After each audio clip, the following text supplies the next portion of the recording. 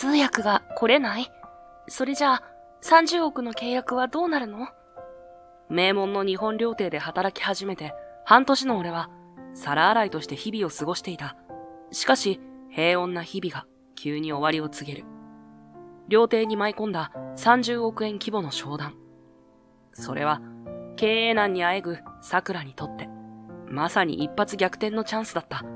だがその契約締結の要となる通訳が当日になってドタキャンするという最悪の事態に陥ったのだ。最後のチャンスだったのに、もう何もかも終わりだわ。おかみのカイリが焦りと不安で顔を青くしている。板長や他の従業員たちもなすすべもなく立ち尽くす中、俺は洗い場から一歩踏み出した。俺が対応します。皿洗いの分際で何を、と嘲笑う声が飛ぶ。おい、何言ってんだよ。皿洗いのくせに。若手の板前たちは呆れたように顔を見合わせている。誰もが、まさかこの男が大ピンチを救うことができるなどとは想像すらしていなかった。そして玄関が開け放たれ、海外からの VIP が姿を現した。その中の一人が俺の顔を見るなり、信じられないものを見たかのように息を飲んだ。まさか、なぜあなたがここにいるの？その驚愕の声に厨房が凍りつく。その場の誰もがこの言葉の意味を理解できなかった。知るはずもない俺の過去が今明かされようとしていた。静かに、しかし確実に物語の幕が上がろうとしていた。格式高い日本料亭桜の厨房は夜の営業時間が終わりに近づいても熱気に包まれていた。高級な漆塗りの器が並ぶ流し台の前で俺、斉谷翔馬は洗い物をこなしていく。その時、板長である伊佐さんの土星が俺に向かって飛んできた。斉谷、何度言ったらわかるんだ。そんな雑な洗い方で大丈夫だと思ってるのか？お客様の大切な器だぞ。確かに、先ほど急いでいたせいで、器を重ねて洗おうとしてしまった。申し訳ありません。深々と頭を下げる俺に、伊佐さんは舌打ちをした。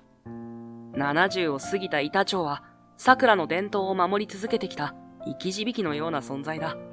この器は、江戸時代から受け継がれてきた大切な品だ。一枚一枚が歴史を刻んでいる。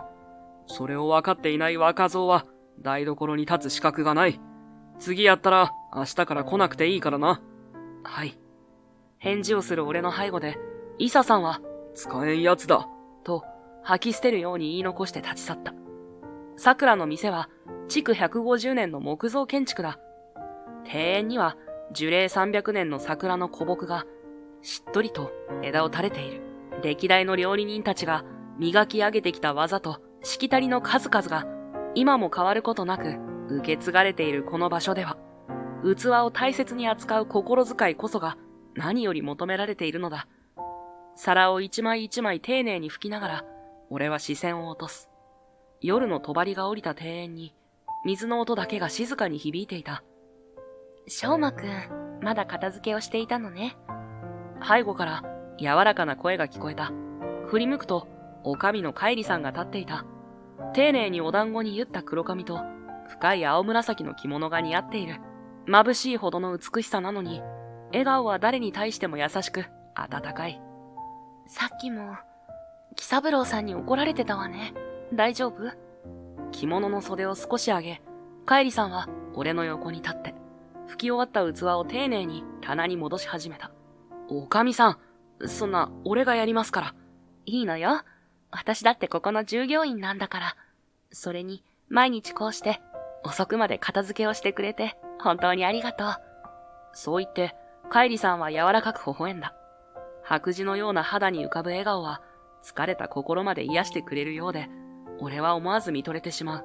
カイリさんは、代々続く格式の高さは守りながらも、従業員への接し方は温かく、フランクだ。あ、でも、喜三郎さんの言うことはちゃんと聞いてね。器の扱いに関しては、誰よりもうるさい方だから、私も小さい頃は、よく怒られたものよ。くすりと笑いながら、カイリさんは人差し指を立てて注意を促した。その仕草があまりにも愛らしく、俺は思わず口元を緩ませた。理知的な中にも、時折見せる茶目っ気のある表情が、自然と心を和ませていく。ええ、気をつけます。じゃあ、私はこれで。お疲れ様。お団子から少しはみ出た黒髪が、廊下を歩く姿と共に揺れていく。その後ろ姿を見送りながら、俺は今日も一日が終わっていくのを感じていた。翌日の昼下がり、仕込みの合間に中庭で一息ついていると、カイリさんのため息が聞こえてきた。普段は明るい彼女が座敷の縁側で帳簿とにらめっこをしている。どうしたらいいのかしら。俺は声をかけるべきか迷ったが、いつもの明るい表情が曇っているのが気になって、思い切って近づいた。何かお困りですか？あ、しょうまくん。実は、ここ半年の売り上げが落ち込んでいてね。若い人たちは、こういう高級料亭は入りづらいって言ってるし、コロナ禍での打撃も大きくて、このままじゃ、代々受け継いできた桜を、守れないかもしれない。カイリさんは、ためらいがちに帳簿を見せてくれた。確かに、数字は厳しい。俺は少し考えてから、恐る恐る提案した。もしよければ、海外からのお客様向けのプロモーションを検討されてみては。海外？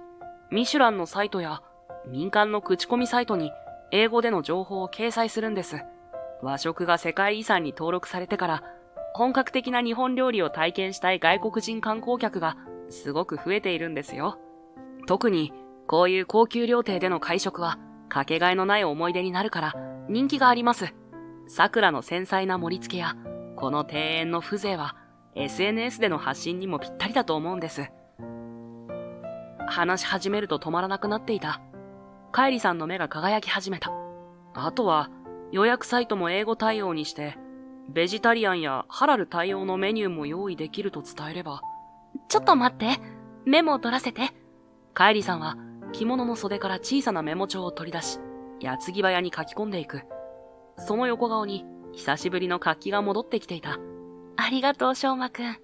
それにしてもすごいわね。こんなにすぐに対策を思いつくなんて、観光業界で働いていたの？それとも、料亭経営のコンサルタント？キラキラした目で見つめてくるカイリさんに、俺は少し戸惑いながら首を振った。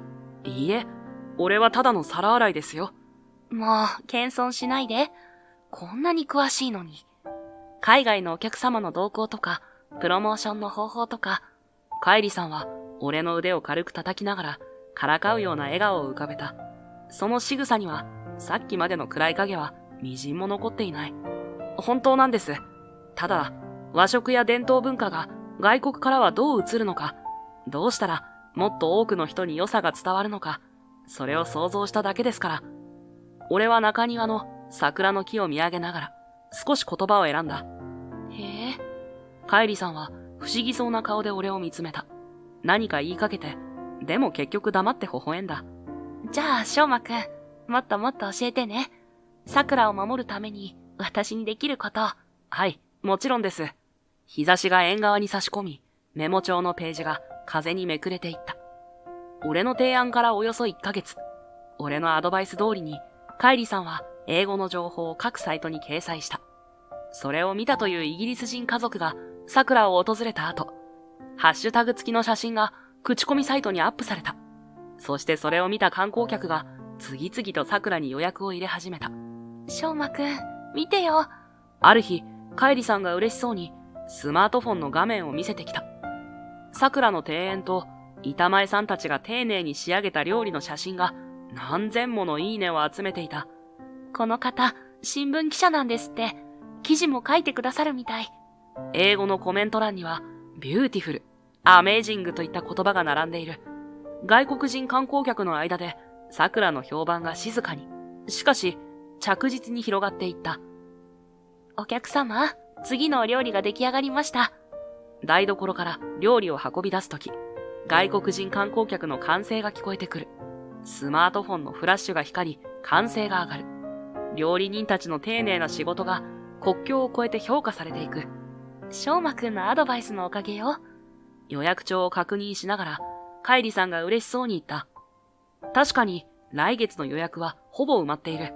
その多くが海外からのお客様だ。いえ、カイリさんが頑張ったからですよ。でも本当によかった。カイリさんは予約帳を胸に抱きながら、ほっとした表情を浮かべた。桜の未来が少しずつ明るくなっていくのを俺たちは感じていた。夜が更けても厨房は活気に満ちている。世界中から集まったお客様の笑顔が古い建物に新しい息吹を吹き込んでいた。ただ、今の状況が気に食わない人もいた。ある日の朝礼でカイリさんが集まった板前たちの前に立つ。外国人のお客様向けのコースを作りたいと思っています。ベジタリアンの方用に精進料理をアレンジしたり、ハラル対応の食材を使ったりするんです。カイリさんがそう切り出したとき、厨房の空気が一瞬で凍りついた。ふざけるな。イサさんがカウンターを拳で強く叩いた。周りにいた板前たちが思わず後ずさる。この店は江戸時代から和食一筋でやってきた料亭だぞ。それを外国人向けにメニューをいじるだと？ここはファミレスじゃない。日本の伝統を守る料亭なんだ。怒りに震えるイサさんの声が静まり返った厨房に響き渡る。でも、イサさん。俺が声を上げかけると、イサさんの鋭い視線が突き刺さった。お前か？お上にこんな考えを吹き込んだのは。いや、確かにアドバイスはしましたが。黙れ。日本らしさを消して何が日本料亭だ。そんなことをして誰が喜ぶんだ。先代や先々代が築いてきたものをお前たちは壊すつもりか？そんなメニューは一切認めん。以上だ。そう言い放つと、イサさんは厨房を出て行った。残された者たちの間に重苦しい空気だけが漂っていた。朝礼後、カイリさんは庭の端にある古い井戸の縁に座り込んでいた。いつもより疲れているように見える。カイリさん。声をかけると、彼女は寂しげな笑顔を浮かべた。ごめんなさい、翔馬くん。せっかくあなたがアドバイスしてくれて、外国人のお客様が増えたのに、それを生かすことができなくて。その言葉に胸が締め付けられる。謝ることなんてないですよ。俺はカイリさんの隣に腰掛けた。朝日が俺たちの影を庭石に落としている。でも、イサさんの言うこともわかるの。この料亭には代々受け継がれてきた大切なものがある。それを私が軽はずみな判断で壊してしまうかもしれないって、イサさんは不安なんだわ。井戸の中からかすかに水音が聞こえてくる。何代もの料理人がこの水で器を洗い、出汁を取ってきたのだろう。でも俺は、カイリさんのやっていることが間違ってるとは思いません。伝統って、ただ同じことを繰り返すことじゃないと思うんです。時代とともに少しずつ姿を変えながら、本質を守っていくもの。それが本当の意味での継承なんじゃないでしょうか。カイリさんは桜の伝統を守りたいからこそ、新しい道を探しているんです。このままお客様が減っていけば、守るべきものも守れなくなってしまいます。思わず声が強くなった。カイリさんがゆっくりと顔を上げる。ありがとう、翔馬くん。弱々しかった笑顔が少しだけ明るさを取り戻す。実は私ね、昔は和食が全然好きじゃなかったの。突然の告白に、俺は驚いてカイリさんの横顔を見つめた。そうなんですか？ええ、父が厳しい人で、幼い頃からお前は桜の跡取りなんだって食事のマナーも厳しかったし、料理の勉強も毎日みたいにさせられて窮屈で仕方なかった。カイリさんは遠い目をして庭の桜の木を見上げる。でも全てが変わった日があったの。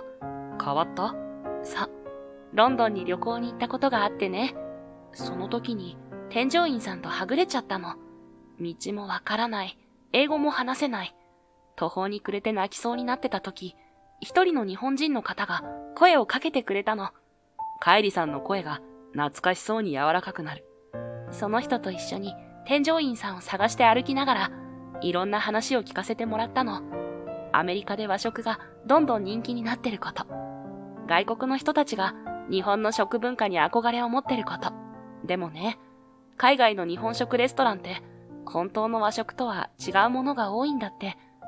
カイリさんは井戸の縁に手をつき、空を見上げながら続けた。その人が言うには、海外の人たちは本物の和食を求めているんだって。出汁の繊細な味わいとか、四季折々の食材を生かした料理とか。でも、そういうお店がまだまだ少なくて。一瞬言葉を切り、思い出を整理するように目を伏せる。その時、私初めて気づいたの。外から見た日本の素晴らしさに、和食って単なる料理じゃなくて、日本人の美意識や季節感、おもてなしの心が詰まった私たちの誇りなんだって。今まで重荷に感じていた伝統がこんなにも尊いものだったなんて。カイリさんの目が潤んでいた。だからね、翔馬くん。私、桜を通じて本物の和食の素晴らしさを世界中の人に知ってもらいたいの。伝統を守りながら、でも新しい形で。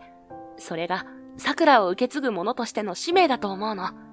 朝日が昇り、庭の木々がゆっくりと影を伸ばし始めていた。カイリさんは立ち上がり、庭の桜の木に手を触れた。何百年もの歴史を刻んできた、その幹は、朝日に照らされて、温かみのある茶色に輝いていた。外国のお客様を受け入れることは、決して日本らしさを消すことじゃない。むしろ、私たちの誇りである和食の文化を、もっと多くの人に知ってもらうチャンスだと思う。お椀の持ち方一つとっても、そこには日本人の美意識が宿っている。盛り付けの間には余白の美しさがある。庭の眺めとともに料理を楽しむ。その贅沢さは桜だからこそ味わえるもの。カイリさんの声が次第に力強さを増していく。外国のお客様に合わせてメニューを工夫することは決して妥協じゃない。むしろ和食の本質を理解してもらうための新しい形のおもてなしなの。精進料理だって本来の日本料理の大切な一つでしょ。桜の枝が朝風に静かに揺れていた。カイリさんは俺の方を向き、まっすぐな瞳で語り続ける。私は桜の伝統を世界に誇れる宝物にしたいの。そのために少しずつでも変化を受け入れていく。それこそが本当の意味で日本の食文化を守ることになると私は信じているわ。その言葉には跡取りとしての覚悟と和食に対する深い愛情が滲んでいた。朝もやの中、カイリさんの横顔が一段と凛々しく見えた。俺はカイリさんの横顔を見つめながら静かに言った。カイリさんの思いは必ず伝わるはずです。桜を守りたい。伝統を大切にしたい。そして、もっと多くの人に日本の素晴らしさを知ってもらいたい。その気持ちの強さは誰よりも伝わってきますから、きっとイサさんにも分かってもらえますよ。風が吹き、カイリさんの髪が少しだけ揺れる。お団子からはみ出た黒髪が朝日に照らされて美しく輝いていた。カイリさんが振り向く。その瞳に涙が少しだけ浮かんでいる。翔馬くん、ありがとう。本当にいつも支えてくれて、翔馬くんがいてくれるから私頑張れる気がするの。その言葉に思わず胸が高鳴った。いつも明るい彼女が今は少し脆く、そして愛おしく感じる。ふと気がつくと、カイリさんの方も薄く染まっているように見えた。俺は言葉に詰まったまま、目の前の彼女を見つめることしかできなかった。ああ、ごめんなさい。変なこと言っちゃって。慌てて視線をそらすカイリさん。その仕草があまりにも可愛らしくて、俺は思わず微笑んでしまった。いいえ、俺もカイリさんと一緒にいられて幸せです。朝日が昇り、新しい一日が始まっていく。俺たちの間に流れる空気はいつもより少しだけ暖かかった。ある日の朝礼、カイリさんの声がいつになく弾んでいた。皆さん、お知らせがあります。先日、アメリカの大手投資企業から商談のお話をいただきました。向こうの重役の方々が日本で商談をされる際に伝統的な料亭での会食を希望されていて、うちに目をつけてくれたそうなの。これが成功すれば契約を結んでくれるそうで、なんと年商30億円の予定だとか。一瞬の静寂の後、厨房が騒然となる。30億？若手の板前たちが思わず声を上げた。高級料亭とはいえ、これほどの規模の商談は異例中の異例だ。世界中から注目される和食、その真髄を桜で味わいたいとおっしゃってくださったんです。カイリさんの声には誇らしさが滲んでいた。板前たちの間でも期待と興奮の声が飛び交う。通訳は都内でも指折りの会議通訳の方にお願いしてあります。和食の専門用語にも詳しい方なので、料理の説明も完璧にできると思います。すでに日程調整も済んでいて、3週間後の商談に同席していただけることになりました。皆さん、精一杯の準備をお願いします。カイリさんの声には自信が溢れていた。確かな通訳者を確保できたことで、この大きな商談に向けての準備が、いよいよ本格的に動き出す。よーしみんな、最高の仕事をしよう。若手の板前の声に、厨房は活気に満ちていく。その時、奥から物音が聞こえた。振り向くと、イサさんが口を真一文字に結び、眉間にシワを寄せて包丁を研いでいる。その手の震えに複雑な思いが滲み出ているように見えた。商談当日の朝、厨房には緊張と期待が入り混じっていた。板前たちは普段以上に丁寧に包丁を研ぎ、仲居たちは何度も料理の運び方の確認を行う。30億円の商談を成功させようと、誰もが気合の入った面持ちで通訳の到着を待っていた。おかみ大変です。若い仲居が慌てた様子で飛び込んできた。通訳の方から連絡が、昨夜、急性の食中毒で入院されたそうです。カイリさんの顔から血の気が引いていく。そんな、アメリカからのお客様はもう来日されていて、あと3時間後には到着予定なのに、この規模の商談に対応できる通訳を今から手配するなんて。携帯電話を握るカイリさんの手がわずかに震えている。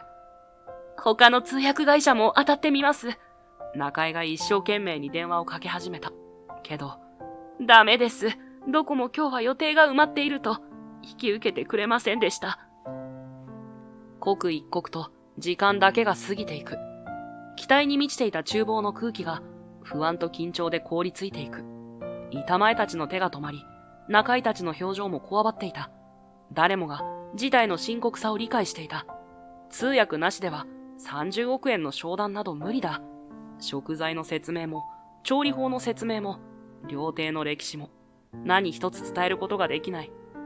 所詮この程度だろうな。先代や先々代が命をかけて築いてきた名前に泥を塗る愚か者のやることなんて。低く、冷ややかな声が響いた。イサさんが、まるで全てを見透かしていたかのように立ちはだかる。外国人相手の商売なんて、おこがましいにも程がある。桜の格がなくってものだ。こんな無様な真似をして恥ずかしくないのか？その言葉は、包丁のように鋭く、カイリさんの心を深く傷つけた。私、震える声で何かを言いかけたカイリさんの肩が力なく落ちる。窓からこぼれる朝日が彼女の方を伝う一筋の涙を残酷なまでに照らしていた。流し台から一歩前に出て、俺は背筋を伸ばした。俺が対応します。静寂を破った俺の声に全員が振り向いた。はぁ？おい、何言ってんだよ。皿洗いのくせに。嘲笑の声が厨房に響く。若手の板前たちは呆れたように顔を見合わせている。しょうまくん、気持ちは嬉しいけど、これは30億円規模の商談よ。専門用語も飛び交うし、公的な契約の話も出てくる。それに、お料理の説明だって、江戸時代から伝わる調理法や食材の目利きの話まで、プロの通訳者でも和食の知識がないと難しいって断られてきたの。だから、無理しないで。カイリさんが申し訳なさそうに微笑む。板前たちの嘲笑に、彼女の心がさらに傷ついているのが分かった。今まで一生懸命に前を向いてきたカイリさんが、ようやく諦めかけているその表情が胸を締め付けた。俺は視線をそらさずにもう一度言った。大丈夫です。俺に任せてください。すると、イサさんが腕を組みながら、冷淡な目で俺を見下ろした。お前、英語なんて話せるのか？まさか、食器を洗いながら、独学で覚えたとでも？英語には自信があります。シンプルに答えた俺の声に、厨房の空気が一瞬止まる。イサさんが形相を変えた。いつもの冷静さが崩れ、怒りに近い感情が浮かぶ。ふざけるな。調子に乗るんじゃない。皿洗いが何が自信だ。やれるもんならやってみろ。どうせお前なんか、商談を台無しにして、桜の恥を世界にさらすだけだ。イサさんは、さっさときびすを返して、台所に入ってしまった。気まずい空気が流れる。と、その時。お客様がお着きになりました。中井さんの声に全員が慌てて動き出す。カイリさんが緊張した面持ちで玄関に向かう。その後ろをついていきながら、俺は深く息を吐いた。イサさんや板前たちも客を出迎えようとついてきている。玄関には高級外車が数台止まっていた。そこから次々とスーツ姿の外国人たちが降り立ち、口々にすごいと簡単の声を上げている。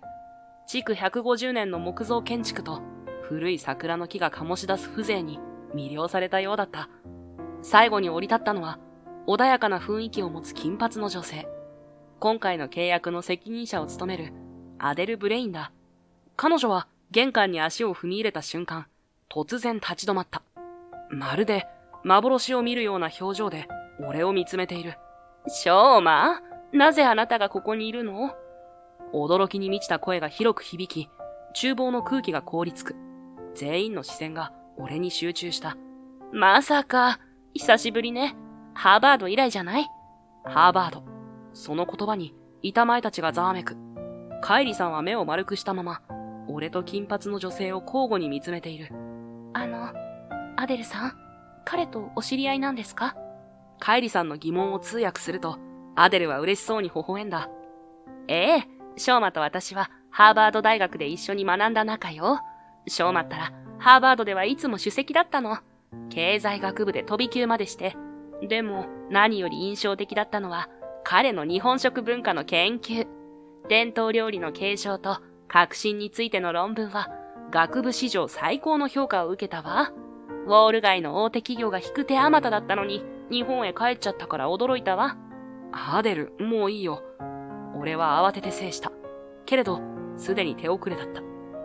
ショーマくん、今のちゃんと通訳してちょうだい。カイリさんの言葉に、しぶしぶ、一言一句たがえず日本語で伝えた。すると、周囲がシーンと静まり返る。板前たちの目が驚きで見開かれ、カイリさんは両手を口元に当てたまま言葉を失っている。イサさんも信じられないような表情で俺を見つめていた。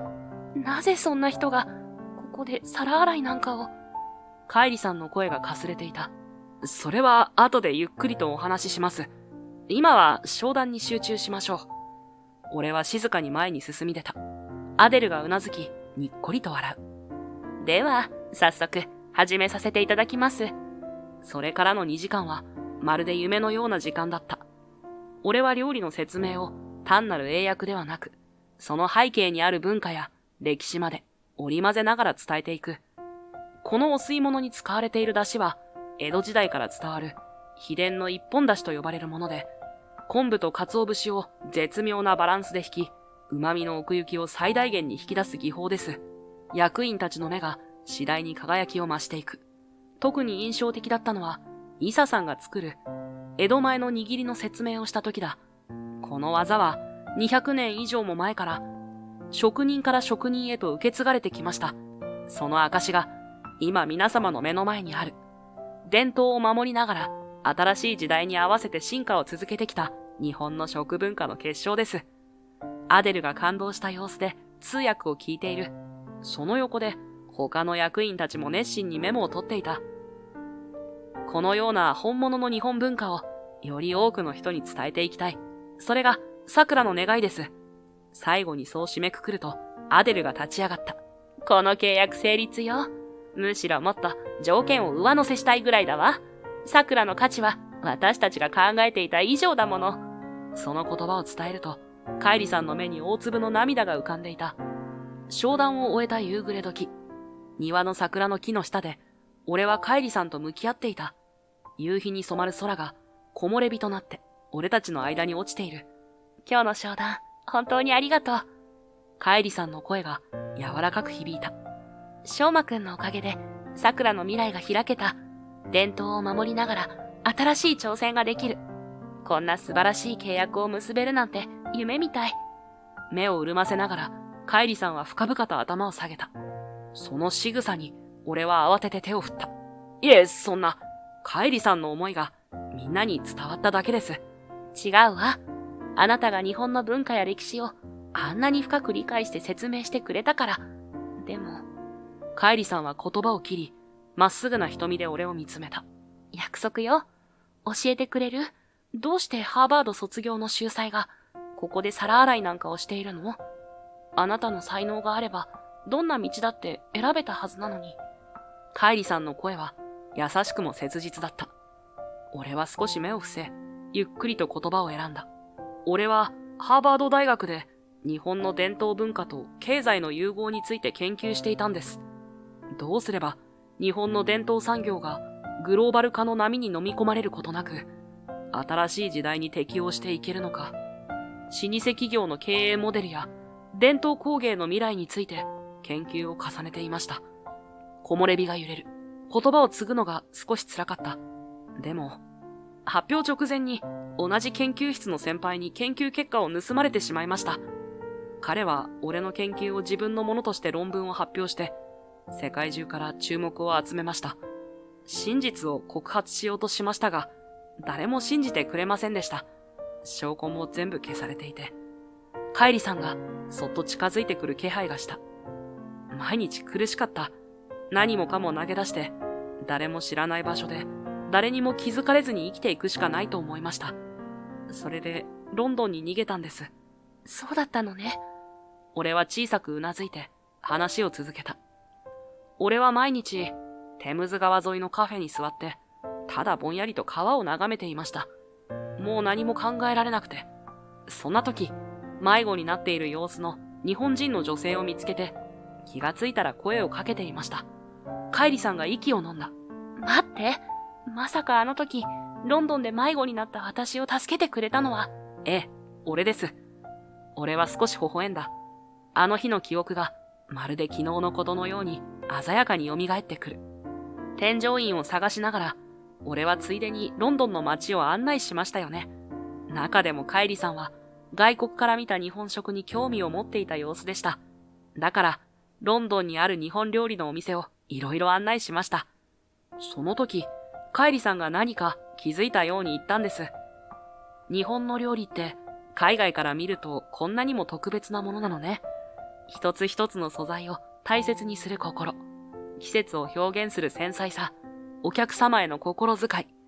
私たち日本人が当たり前だと思っていたものが世界中の人々を魅了する宝物だったんだわって。その言葉が俺の心を揺さぶったんです。風が桜の枝を揺らす。俺は目を伏せた。研究を盗まれて、すべてを失ったと思っていた。誰も信じてくれない悔しさと、自分の無力さに押しつぶされそうになっていました。でも、カイリさんの純粋な気づきを聞いているうちに、少しずつ分かってきたんです。大切なのは、論文として残る成果じゃない。日本の伝統文化への思いそのものが、確かに、俺の中で生き続けているということなんだって。俺は顔を上げると、カイリさんをまっすぐに見つめた。カイリさんが言ったように、和食って本当に特別なんです。素材を生かす技術も、季節を感じる心も、おもてなしの精神も、そういう日本の素晴らしさを俺も守っていきたいって、その時初めて心から思えたんです。それであの後、ハーバードに戻って、研究テーマを日本の食文化、特に老舗料亭の伝統と革新に変更しました。カイリさんとの出会いが、俺に新しい道を示してくれたんです。カイリさんの瞳が夕日に照らされて潤んでいる。卒業後、日本に戻ってすぐに桜の求人を見つけたんです。皿洗いの募集でしたけど、俺にはぴったりな仕事だと思いました。厨房で一から和食の世界を学びたかった。それに、俺は少し言葉を置いて目の前のカイリさんをまっすぐ見つめた。カイリさんへの恩返しがしたかった。あの日、ロンドンで救ってもらった恩人に、たとえ誰にも気づかれなくても、この料亭の一端を担えることが、俺にとっては何よりの幸せだったんです。翔馬くん。カイリさんの声が震えていた。夕日に照らされた方を大粒の涙が伝う。ごめんなさい。でも嬉しくて、私の何気ない言葉があなたの助けになっていたなんて。声を詰まらせながら、カイリさんはハンカチで目元を押さえた。着物の袖が静かに震えている。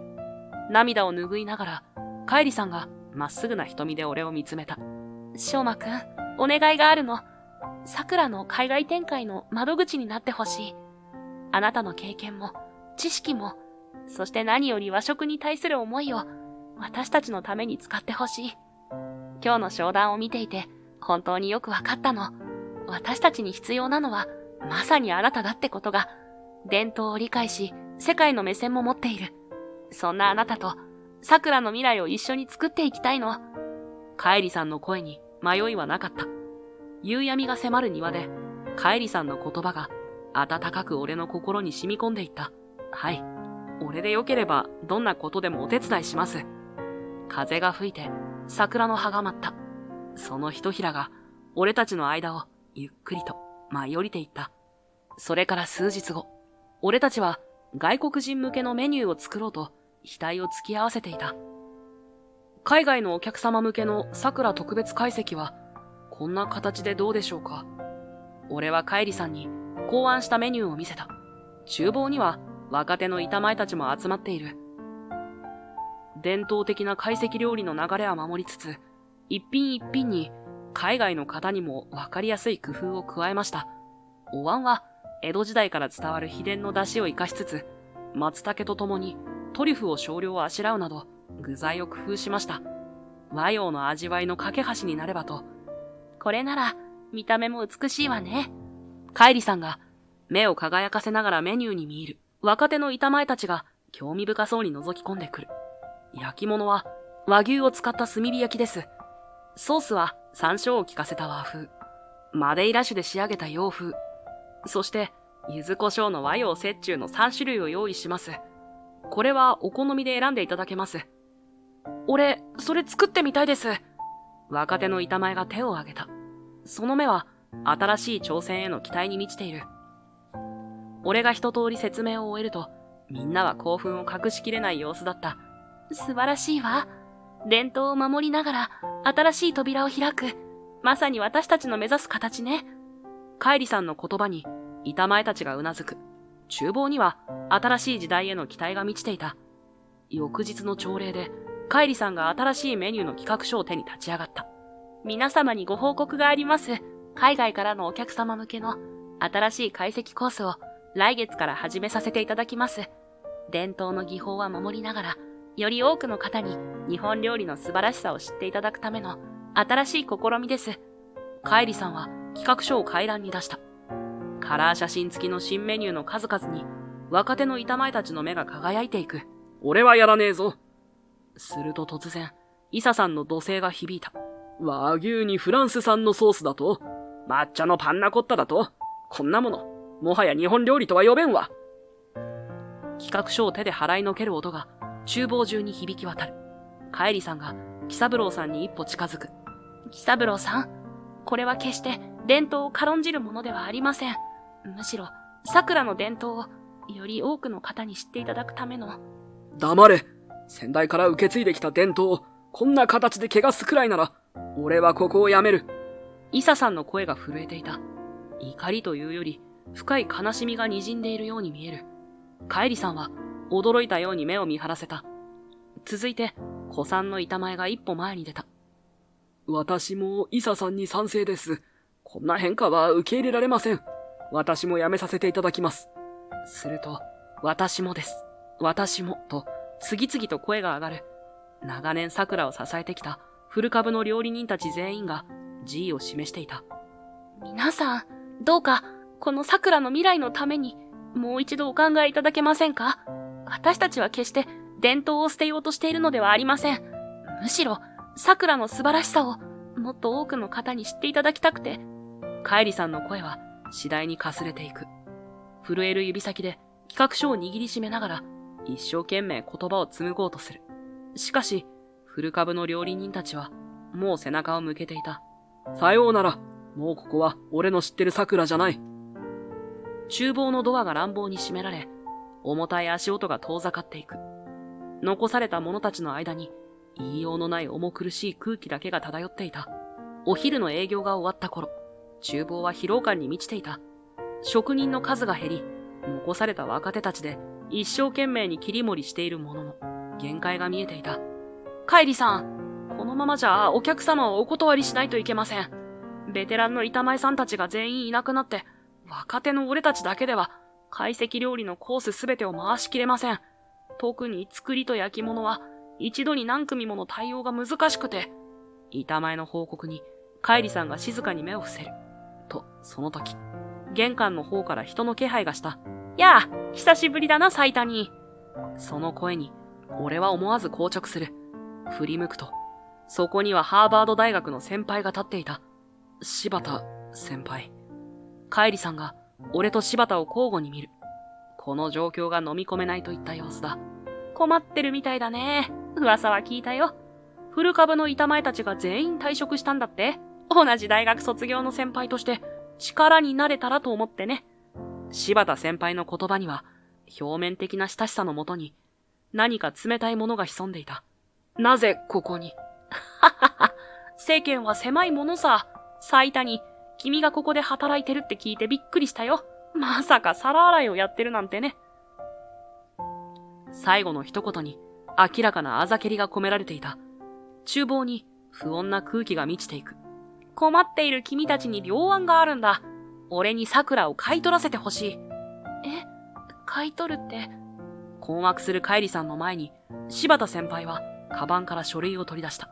俺が今、最大手の外食産業グループの副社長を務めているのは知っているか？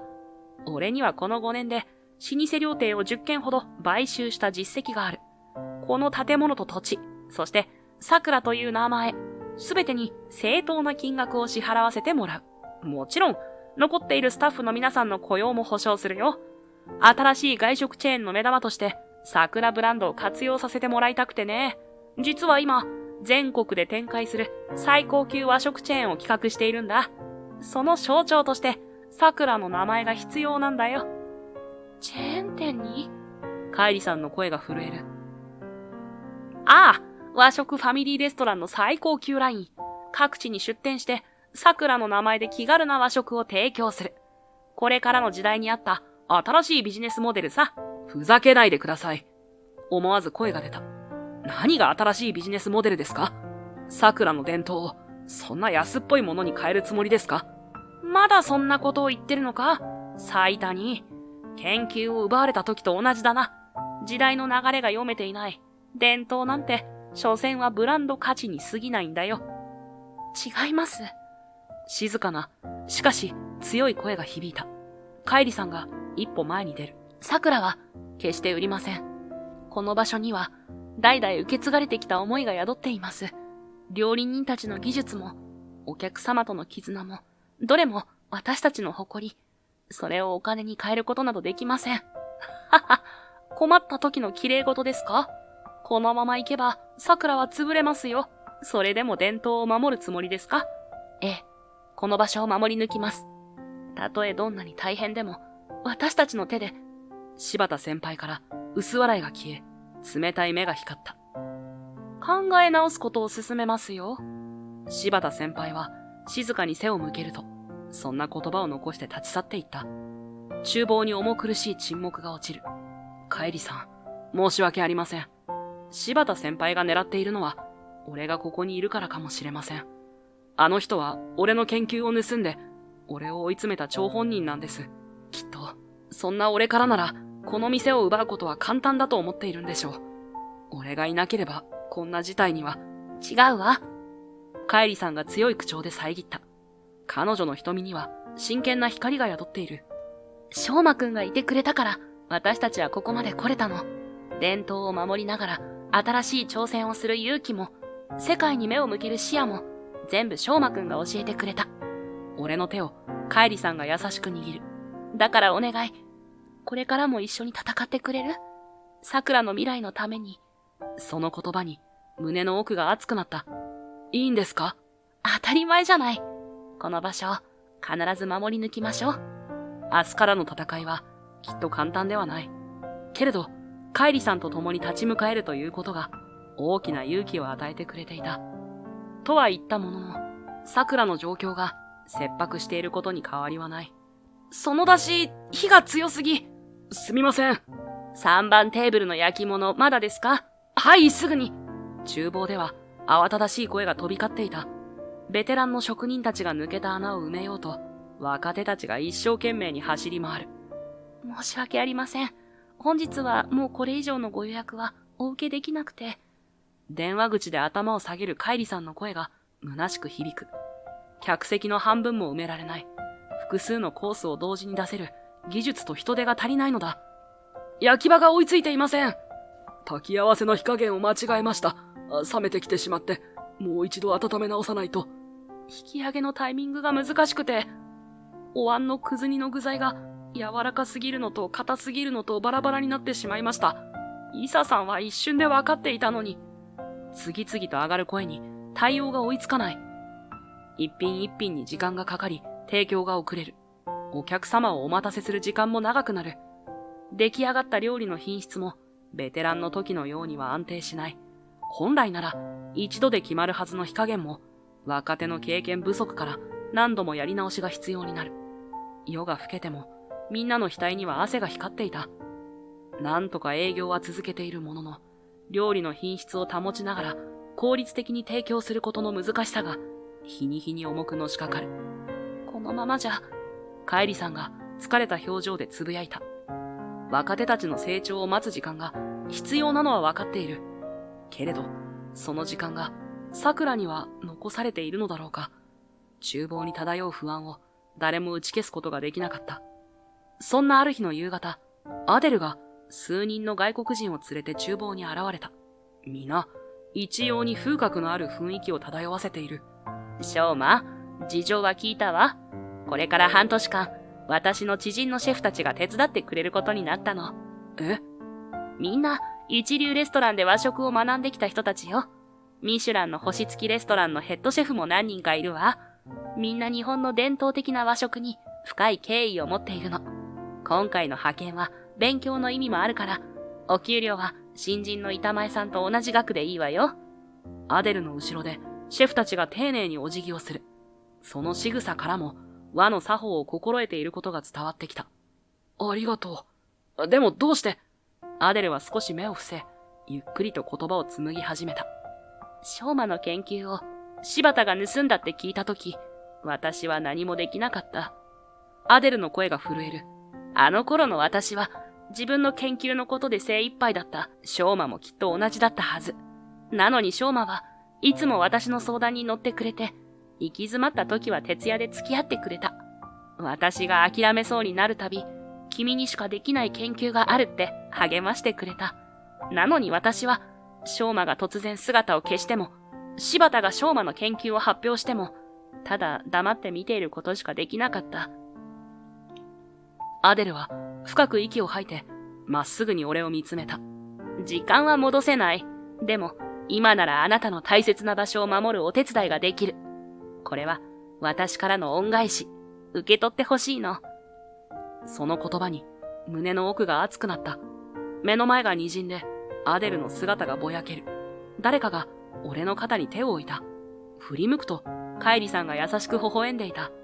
厨房には新しい仲間たちの温かな気配が満ちている。夕暮れの光の中で胸の中にすくっていた不安が消えていくのを感じて再び涙が溢れ出した。助っ人に来てくれたシェフたちはそれから数日の間料理を作りながら若手の板前に技術を教えてくれた。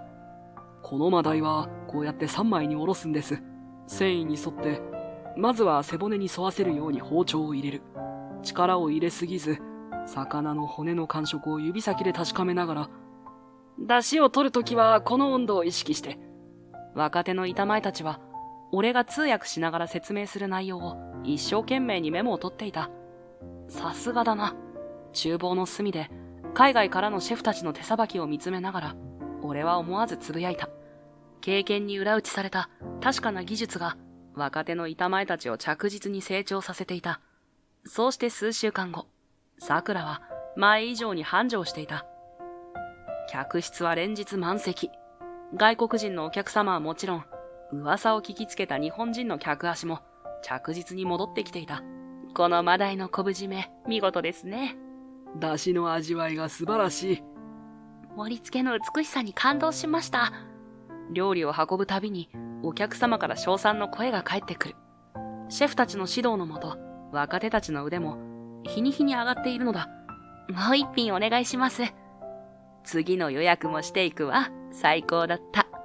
お客様の笑顔が厨房に活気を取り戻していく。夜遅くまで熱心に修行を重ねる若手たちの姿に、桜の未来が少しずつ見えてきた気がした。おかげさまで、また笑顔が戻ってきたわね。カイリさんがほっとした表情で厨房を見渡す。窓の外では古い桜の木が新しい芽吹きの季節を迎えようとしていた。桜が活気を取り戻しつつあったある夜、みんなが帰った後の厨房で、俺は翌日の仕入れ表を確認していた。海外からのお客様の予約が増え、食材の手配も複雑になっていた。やるじゃないか、サイタニー。アデルを味方につけるとは驚いたよ。突然の声に振り向くと、柴田先輩が立っていた。どこか余裕げな表情を浮かべながら、ゆっくりと近づいてくる。何のご用ですか？君の研究を俺が盗んだ時のことを覚えているかい？その言葉に思わず手が止まる。やっぱり、あれは先輩の仕業だったんですね。ははは、そうさ。実に簡単だったよ。君の研究を私のものにするのは、周りの誰もが君よりも俺を信用したからね。君が黙って泣き寝入りする様は愉快だったな。その言葉に、あの時の無力感が蘇る。けれど、柴田先輩は、まるで楽しむように続けた。それより、面白いものがあるんだ。柴田先輩は、薄笑いを浮かべながら、ポケットから USB メモリを取り出した。これは、君が助手として関わっていた経済学部の実験データなんだけどね。俺が細工をして、まるで君が改ざんしたように見えるようにしていたんだ。君の言うことを信じる声が多かったら使おうと思っていたんだが、幸いなことにみんな、君が俺の研究を盗用したと信じ込んだ。だからこれを公表することはなかったんだが、さて、これが表に出たら、また君は全てを失うことになるな。ハーバード大学で不正を働いた男としてね、前よりもっと悲惨な結末になるはずだ。冷や汗が背中を伝う。そうなれば、桜も大打撃を受けるだろうね。不正を働いた人間をかくまっていた料亭として報道されて、せっかく戻ってきた客も一気に離れていく。この老舗の最後が、そんな形でも君はいいのかな？柴田先輩は USB メモリをくるくると回す。すべては君の選択次第だ。桜を売却するようカイリさんを説得しろ。それとも、君と桜、両方の人生を終わらせるか？夜の厨房に柴田先輩の言葉が冷たく響いていた。頭が真っ白になる。また、あの時のように全てを失う。いや、今度は違う。俺だけじゃない。カイリさんや板前たち、この料亭までも。柴田先輩の手の中の USB メモリが、月明かりに不気味に光る。選択を迫られる重圧に、喉が渇いていく。その時、厨房の奥から足音が響いた。柴田先輩がそれに気がつくのと同時に、イサさんが、その手から USB メモリを奪い取った。イサさん、なぜここに？全部聞いていたんだ。柴田。サ谷の研究を盗んだことも、今回の脅しも、お前の本性もな。お前の自白は全部録音させてもらったぞ。イサさんがスマートフォンを取り出す。柴田先輩の表情が一瞬で凍りついた。イサさんはゆっくりと前に進み出た。その後ろからやめていったはずの板前たちの姿も見えてきた。みんなの目には怒りの炎が宿っていた。柴田先輩が青い顔で一歩後ずさる。裏切ったな、イサ。約束が違う。裏切ったのはそっちだろ。イサさんの声が厨房に響き渡る。確かに俺たちは、お前からいい条件を提示されて、引き抜きに応じた。高級和食チェーンの料理長として、今までの倍以上の給料を約束された。若手の育成も任せると言われた。その言葉に、板前たちがうなずく。だが、実態は違った。マニュアル通りの料理を作らされ、既製品の出汁を使わされ、和食の魂が全く感じられない。若手たちにも技術は教えず、ただ決められた手順を覚えさせるだけ。それが今の時代なんだよ。効率的で均一な味こそがチェーン店の強みなんだ。手間のかかる出汁なんて必要ない。粉末だって同じ味が出せる。職人技なんて今は機械で代用できる時代なんだ。伝統なんて守っても金にならないだけさ。そんなの商売の邪魔でしかない。違う。イサさんが一歩踏み出す。和食は心だ。一品一品に込める思い。季節を感じる繊細さ。お客様への真心。それを守ろうとしているのは桜の方だった。お前のところで働き始めて、やっと気づいたよ。イサさんは深くため息をつく。それから集まっていた板前たちに視線を投げた。板前たちはうなずくと、柴田先輩の前に立ち、一斉に資料を取り出した。柴田、お前の悪事の証拠は、さっきの録音とこの USB だけじゃないぞ。これは、お前がチェーン店で若い職人たちに結ばせていた契約書の写しだ。残業代も出さず、休日も与えず、店長になれるという約束も嘘。若い衆から夢を奪っておいて、ただの労働力として使い潰す気だったな。イサさんは分厚いファイルを次々と開いていく。板前たちが静かにうなずいた。そしてこれも、偽装食材の仕入れ先との取引記録だ。本マグロと偽って大量の養殖魚を仕入れ、産地も偽装。料理人としてこんな偽り方は許されん。イサさんの声が低くうなるように響く。そして最後がこれだ。全国の老舗料亭から騙し取った資金の流れ。高級店を買収すると見せかけて、実際は架空の投資話で資金を巻き上げ、海外の口座に流していた。お前が再建を約束した料亭は、どこも潰れている。長年守られてきた伝統の店を、お前は金の道具としか見てなかったんだな。一枚一枚のファイルが、柴田先輩の罪を白日のもとにさらしていく。バカな。なぜそんな情報が。甘かったな。俺たちは料理人だ。目の前の素材が本物か偽物か、一目で見分けられるんだよ。柴田先輩の顔がみるみる青ざめていく。お前の会社の取締役会に証拠をすべて送っておいた。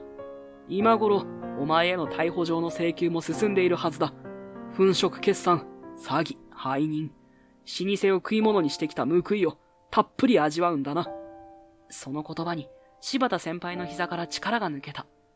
厨房の床にガクリと崩れ落ちる。なぜだ、最多に。なぜお前はいつも邪魔をするんだ。歯ぎしりする柴田先輩を俺は黙って見下ろしていた。ハーバードの時からお前は目障りだった。俺だって一生懸命やっていた。それでも成績は伸びなくて。なのにお前はいつも楽々と結果を出して、周りからの信頼も厚くて。柴田先輩の声が震えていた。お前の研究を盗んだ時、初めて勝てた気がした。でもそれからが辛かった。みんなが俺を褒めれば褒めるほど、心がきしむような音を立てた。だからお前を追い込もうとした。最谷がいなくなれば、この胸のきしみも消えると思ったんだ。月明かりに照らされた柴田先輩の顔に涙が伝っていた。結局俺は最谷を恐れていたんだ。お前の研究に対する真摯な姿勢を。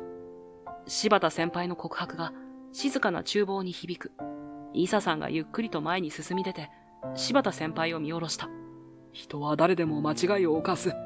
けどな、大切なのはその後どう生きるかだ。最多には一度全てを失った。だが自分の信じる道を歩み続けた。そこにこそ真の強さがある。イサさんの声は厳しくも温かかった。板前たちが静かにうなずく。柴田先輩は何も言わず、ただうなだれて涙を流すだけだった。夜が明けていく厨房に新しい空気が流れ始めていた。柴田先輩が去った後、厨房には静寂が戻ってきた。イサさんが俺の方を向き、深く頭を下げる。最多に、すまなかったな。俺たちは堅くなすぎた。君やカエリさんが桜を思う気持ちを何も分かろうとしていなかった。ただ、自分たちのやり方が正しいと信じて疑わなかった。お前さんのような若者がこんなところで皿洗いをしている意味すら分かろうとしなかった。俺たちは本当に愚か者だったよ。イサさんは深々と頭を下げ、言葉を詰まらせる。俺はもうこの場所にいる資格はない。桜に泥を塗ったんだ。それにあの柴田の会社に残っていても同じだ。あんな心のない料理なんて作る気にもなれない。だからこれで行くよ。じゃあな。イサさんが背を向けたとき、厨房の入り口にカイリさんが立っていた。イサさんが思わずと言った風に足を止める。カイリさんの方には涙の跡が残っていた。喜三郎さん、全部聞いていました。カイリさんがゆっくりとイサさんに近づく。喜三郎さんは柴田さんの会社に入ってからも、ずっと桜のことを考えてくださっていたんですね。だから、おかしいと気づいたとき、証拠を集めてくださった。いや、私はここを捨てたんだ。その罪滅ぼしのためにやっただけだよ。いいえ、カイリさんの声が厨房に響く。喜三郎さんは、本当の意味で桜の伝統を守ってくださった。器や作法だけじゃない。料理人としての誇り、真心、そして仲間を思う気持ち。それこそが代々受け継いできた桜の本当の伝統だったんです。カイリさんの言葉に、イサさんの肩がかすかに震え始めた。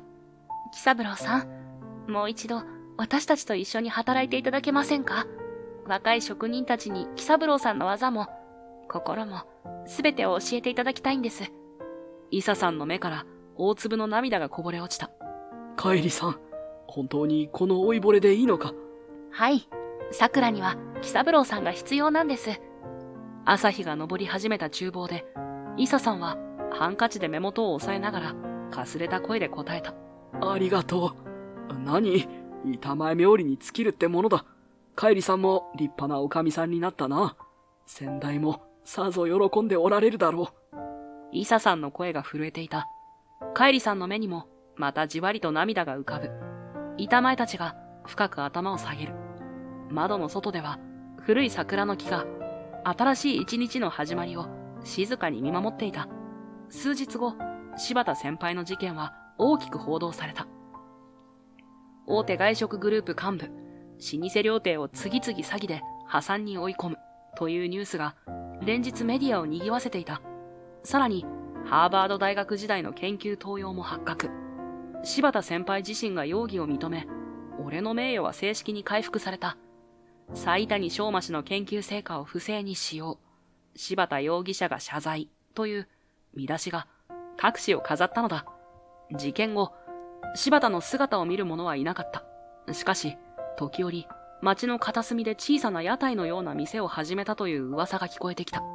食材にこだわり、丁寧に作られた料理は、かつての彼からは想像もできないほど温かみがあったという。